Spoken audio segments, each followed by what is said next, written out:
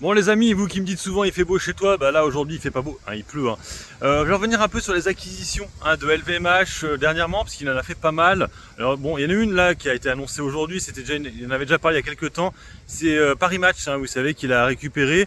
Alors il faut savoir qu'il est aussi dans les médias, Bernard Arnault, LVMH, il a par exemple le Parisien, les Échos, et du coup automatiquement le magazine aussi Investir, qui appartient à Bernard Arnault. Il a aussi une radio classique il me semble, et puis un truc d'art. Voilà, et donc du coup il a récupéré en plus Paris Match. Alors j'avoue que bon, ce genre de médias ça m'intéresse pas vraiment. Bon, en tout cas il en a quand même, donc ça fait partie des acquisitions dernièrement. Alors après automatiquement ils peuvent mettre de la pub dessus, automatiquement, mais c'est vrai que moi ça me parle pas vraiment. J'ai pas l'impression que ce soit le futur, ce genre de médias, mais bon, pourquoi pas.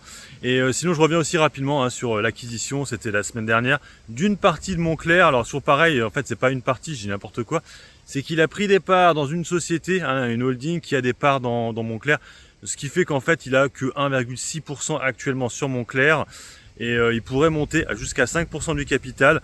Je rappelle, j'ai vérifié hier qu'effectivement Bernard Arnault et sa société sont pas vraiment sur l'Italie. C'est vrai que ce qui est assez marrant, c'est que la société Kering, ils ont énormément de sociétés italiennes en capital. J'ai regardé hier, il y a quasiment que ça. Alors que LVMH, c'est un peu l'inverse, c'est principalement des sociétés françaises, mais très peu d'italiennes. Et du coup, vous voyez, il allait voir du côté de Moncler. On voit quand même qu'il fait pas mal il prend des positions sur des trucs un peu à l'étranger. Richemont dernièrement, et puis Moncler qui est italien.